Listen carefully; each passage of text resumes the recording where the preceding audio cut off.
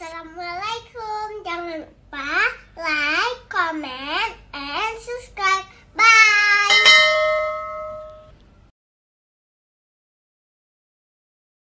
Bismillahirrahmanirrahim. Assalamualaikum warahmatullahi wabarakatuh. Alhamdulillahirabbil alamin.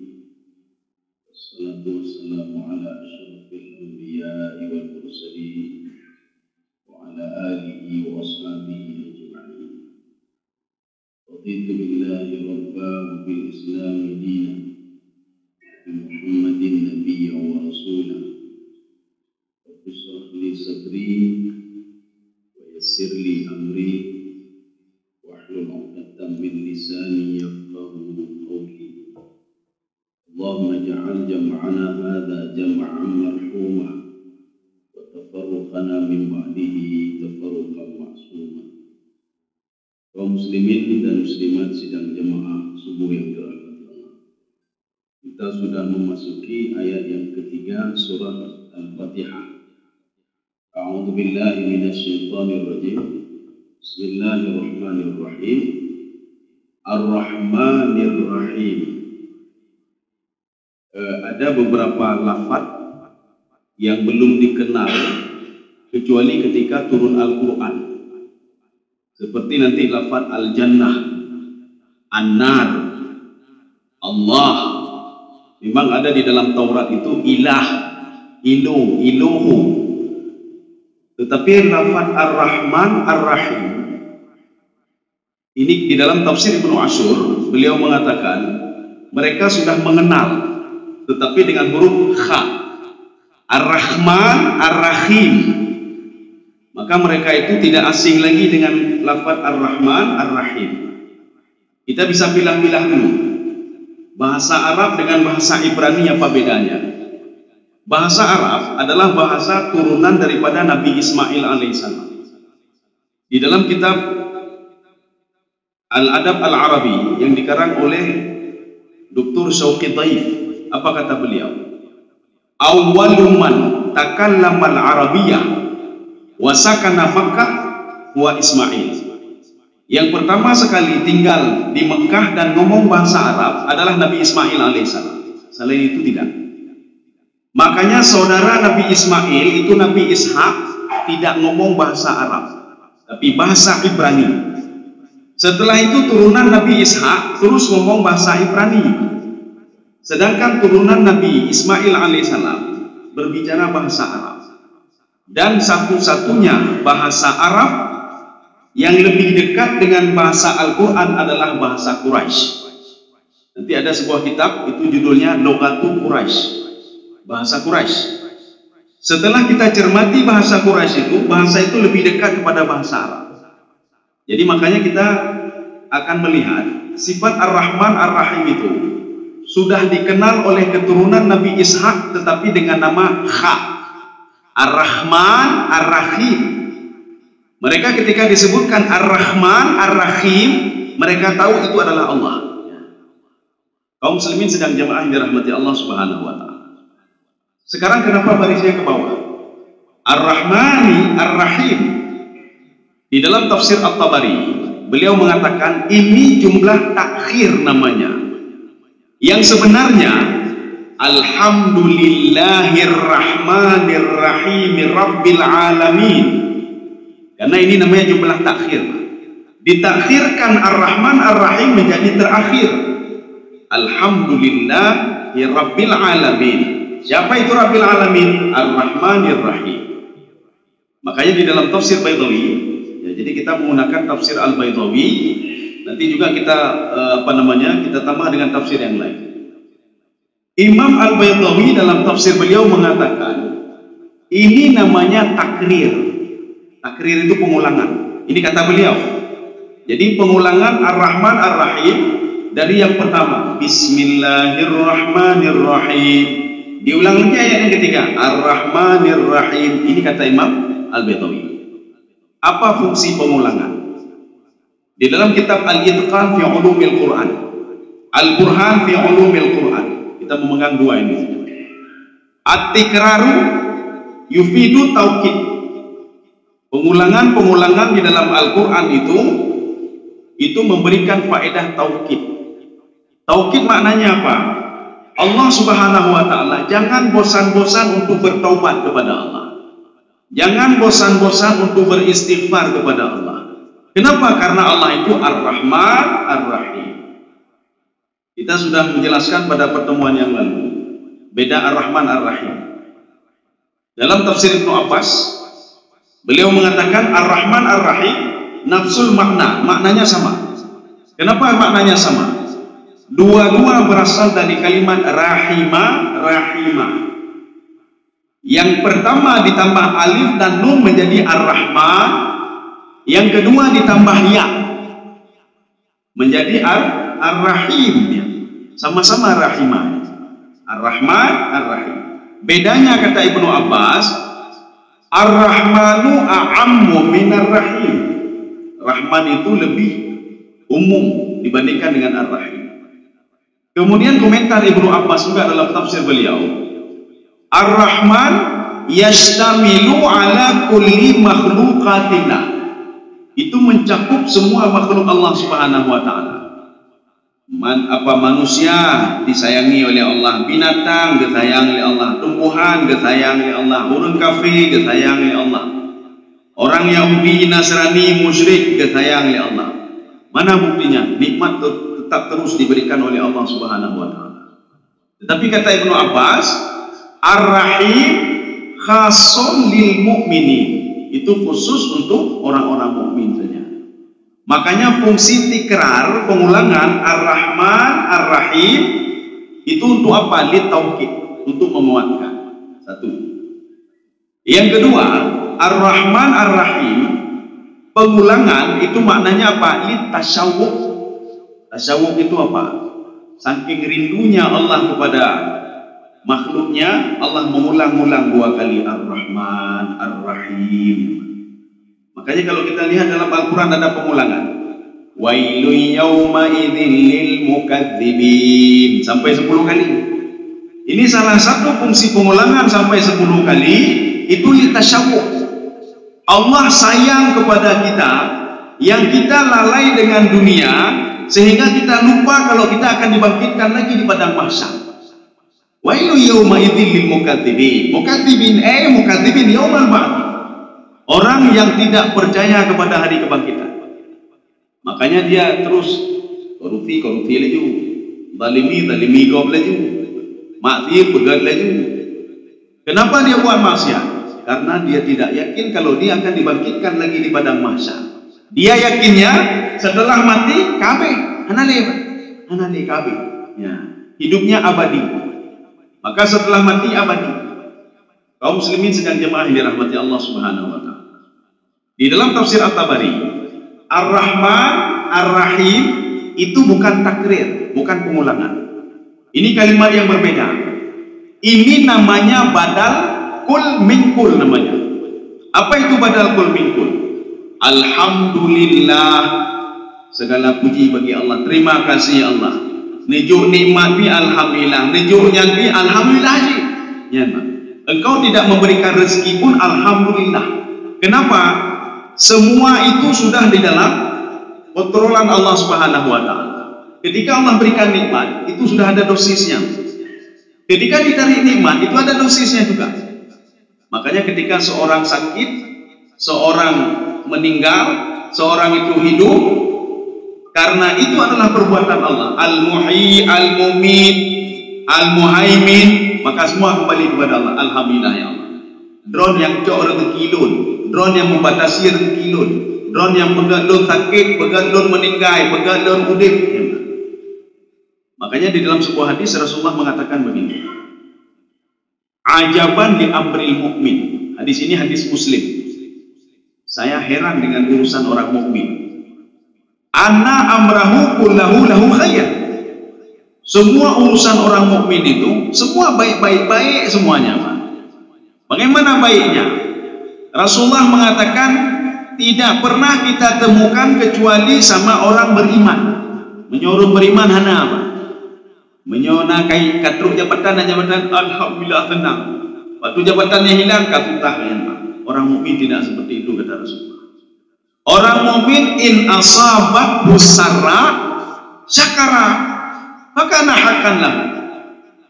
Orang mukmin ketika diberikan nikmat oleh Allah, dia bersyukur. Jadi setelah bersyukur, kenapa bersyukur? Maka nahakanlah, karena sudah sepantasnya dia bersyukur. Kenapa? Karena diberikan nikmat oleh Allah Subhanahu wa taala. Yang kedua, wa in asabathu dharra, kalau dia ditimpa musibah, sabar, dia terima juga dengan sabar. Dia terima, Pak. Ya, terima dengan sabar. Maka nahakanlah, karena sudah sepantasnya dia bersabar. Kenapa? Yang memberikan nikmat Allah, yang mencabut nikmat Allah, yang memberikan manfaat Allah, yang memberikan mudarat juga Allah. Maka orang beriman ketika sakit selalu tersenyum. Kenapa? Yang memberikan sakit adalah Allah. Jadi kan mempepet.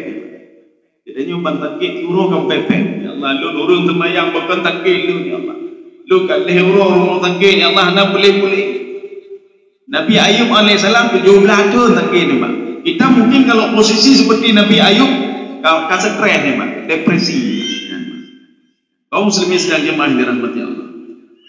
Maka di dalam tafsir At-Tabari, Ar-Rahman Ar-Rahim itu bukan pengulangan, tetapi apa? Badal kul min kul. Alhamdulillah. Terima kasih Allah. Ya, siapa Allah itu? Ar-Rahman Ar-Rahim. Siapa Ar-Rahman Ar-Rahim? Rabbil Alamin.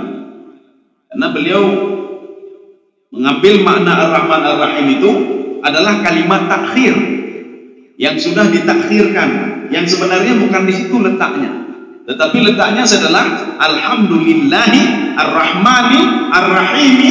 Siapa itu Ar-Rahman Ar-Rahim? Rabbil Alamin, yang mengatur alam. Di dalam tafsir At-Tabari juga, tafsir At-Tabari adalah salah satu tafsir bil ma'thur. Kenapa kita ambil At-Tabari? Karena di sini tidak ada. Di sini tidak ada.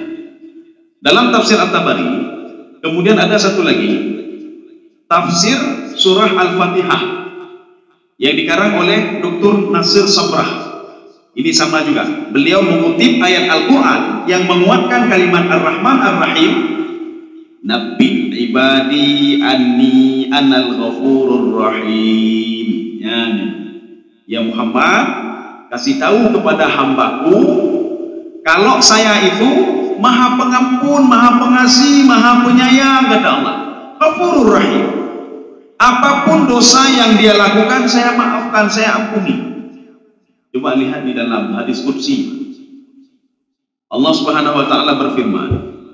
Lihat nanti masalah taubat, masalah istighfar, masalah ampunan. Di dalam hadis qudsi ada kan sudah dibagi-bagi, judulnya, tema sudah dibagi-bagi.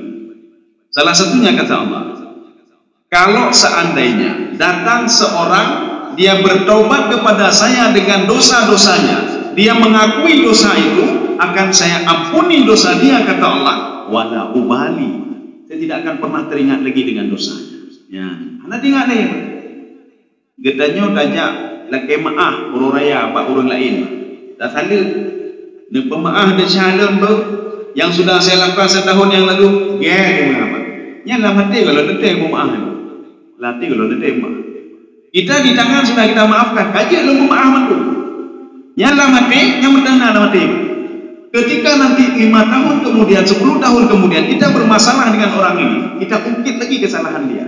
Yang benar-benar dah. Tidur yang lalu dianiaya lor. Ini buktinya dosa kita itu di tangan sudah kita maafkan, dalam hati tidak. Tapi Allah mengatakan, kalau kamu mendatangi saya, kamu beristighfar kepada saya, kamu minta maaf kepada saya, dosamu tidak akan pernah saya ingat lagi, kata Allah. Anak ingat. Yang kedua, bagaimana ya Allah kalau dosa saya seluas langit dan bumi? Allah mengatakan, kalau seorang hamba mendatangiku, dosanya seluas gunung, langit dan bumi, kata Allah. Tapi dengan syarat, jangan syirik lagi kepadaku, kata Allah. Kalau dia tidak syirik kepadaku, aku ampuni seluruh dosanya, kata Allah. Wala ubali, saya tidak akan mengingat-ingat lagi dosanya, kata Allah Subhanahu wa taala. Anda ingat dari saya, Pak. Makanya di dalam hadis qudsi juga yang lain, Allah Subhanahu wa taala ketika datang waktu pagi, ya waktu penuh lagi, Allah mengatakan, ada enggak yang ingin minta maaf kepadaku, yang bertobat kepadaku terhadap dosa yang sudah dilakukan di malam hari tadi? Ada enggak, kata Allah. Saya ampuni dia, kata Allah. Masalahnya enggak ada, anak. Ketika nanti di malam hari Allah mengatakan, saya membuka pintu tobat, membuka pintu maaf yang sudah berbuat dosa di pagi hari. Bengah-bengah mungkin nak galian mati, atau nak temena agau, atau nak saja talalaikan ibadah dan lain sebagainya. Ada enggak ini minta maaf kepadaku? Aku ampuni, kata Allah. Tetapi kata Allah, tidak pernah aku ampuni lagi ketika nanti matahari terbit bukan pada tempatnya lagi. Ya, nama ahli, Pak. Oh, artinya kan hari kiamat, berarti kan masih jauh sekali. Dalam sebuah hadis Rasulullah, kematian kita itu adalah kiamat bagi kita. Yang menyodot tanya Pak Gop, pajang kiamat. Bek katanya pajang kiamat. Katanya Pak Gop, pajang don mati. Yang datanya Pak. Ya, pajang kapan saya mati? Karena Rasulullah mengatakan kematian seseorang itu adalah kiamat bagi dia. Ya, Pak, kiamat bagi dia. Kaum muslimin sedang jemaah yang dirahmati Allah. Tetapi kelanjutan ayatnya membuat kita ketakutan ini.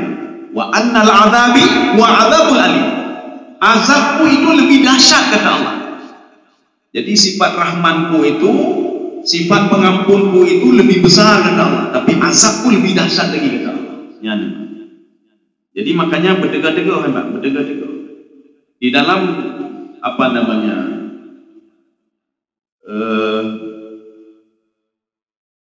Tafsir Sawi. Di situ Rasulullah SAW mengatakan begini: jagalah 5 hal sebelum datang 5 hal.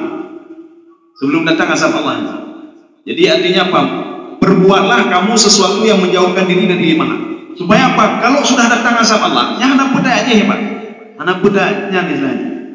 Hana budaya penuh dari azab Allah, Pak. Salah satunya apa? Ya.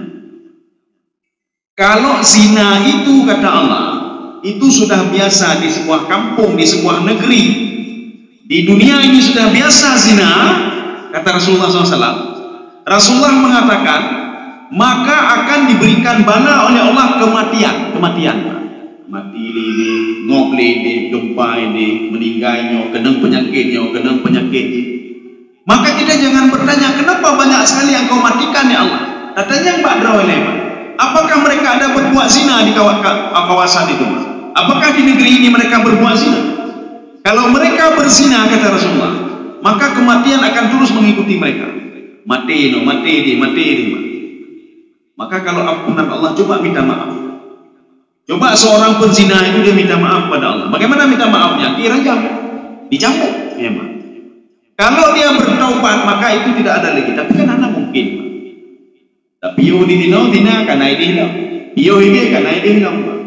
Maka ini akan terus berlanjut. Kematian yang tidak wajar. Seperti apa? Diberikan bencana oleh Allah Subhanahu Wa Taala dan lain sebagainya. Ada dalam sebuah hadis.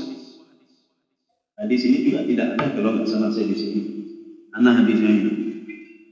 Jadi hadis ini, kalau seandainya, ini hadis ini ada di dalam tafsir Dr. Nasir Sabrah. Kalau orang mukmin tahu azab Allah, itu kewajiban azab Allahnya, maka dia malu minta masuk ke dalam surga. Kalau dia tahu azab Allah. Kalau dia tahu perbuatan maksiat hari ini dia akan diazab oleh Allah seperti ini, maka dia malu untuk minta masuk ke dalam surga. Akibat apa? Dosa-dosa yang sudah dia lakukan. Maka hati-hati ketika kita seorang berbuat maksiat. Katanya Pak Dro, hana kebetulan nanti belakang, hana kebetulan nanti belakang. Azab kita akumulasi oleh Allah. Orangnya padu-padu 1%, karena dia tuleh, Pak.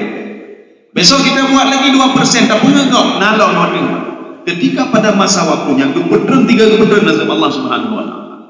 Maka Allah mengatakan di dalam Al-Quran, afa amina ahlul qura ayyatiyahum ba'suna bayatan wa hum naimun. Kalau azabku turun, kata Allah, di malam hari, tidak ada satu orang pun yang bisa menahan azabku, kata Allah. Karena puyak hutho yang bararah tidak gelang-gelang tuh, Pak. Karena puyak hutho, Pak. Karena puyak hutho orang yang fi bala, karena puyak hutho, Pak. Urung-urungnya kemah, Pak. Karena puyak ramal pajan yang jahanam pedek ramal. Ketika azab itu datang habis semuanya, termasuk azab ketika ada orang mukmin yang berbuat maksiat. Ketika itu dia tidak minta maaf kepada Allah Subhanahu wa taala. Ini kan cerita ini pernah diceritakan di perkampungan Darwan. Di Darwan itu di Yaman yang diceritakan dalam Al-Qur'an. Bagaimana seorang dermawan, dia dermawan. Kemudian dia buta. Jadi dia ada kebun kurma, luas sekali kebun kurmanya. Setiap panen dia panggil orang fakir miskin, hijau bagi-bagi, hijau bagi-bagi.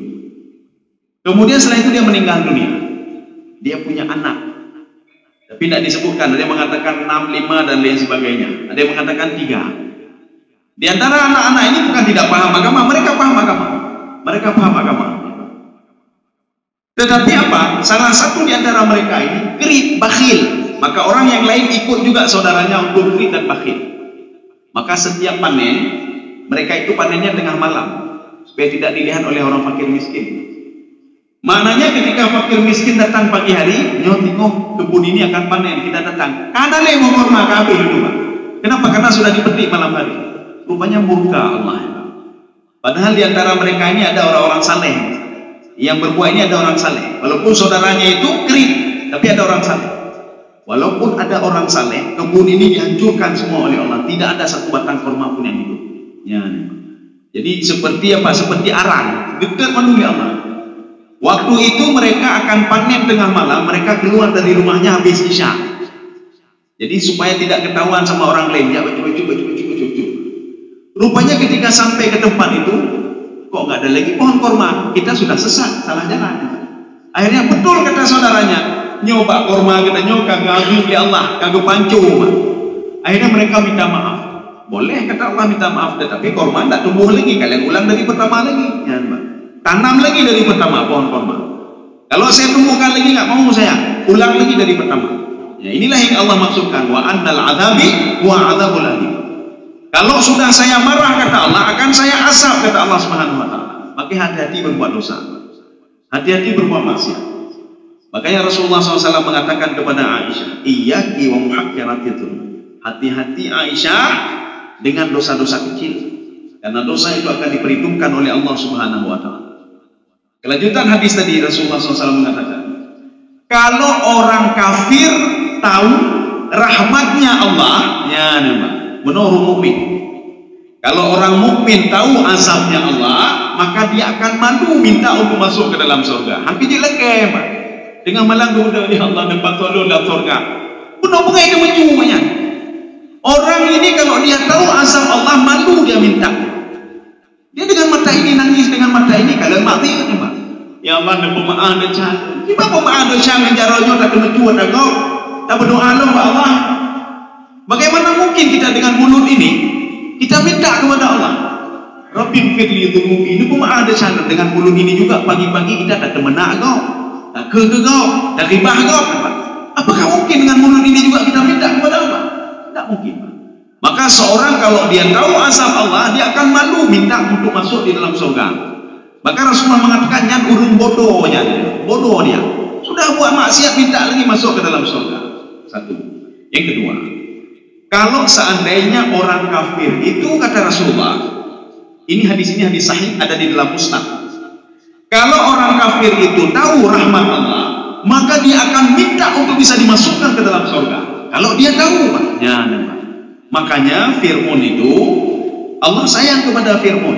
Bahkan sayang, dibiarkan Fir'aun terus, dibiarkan begitu terus. Didakwahi oleh Nabi Musa, hana buku Musa bah gini, mungkin dia ingin bertobat. Kalau seandainya Fir'aun bertobat, akan diterima tobatnya Allah. Tapi tidak bertobat. Terima kasih.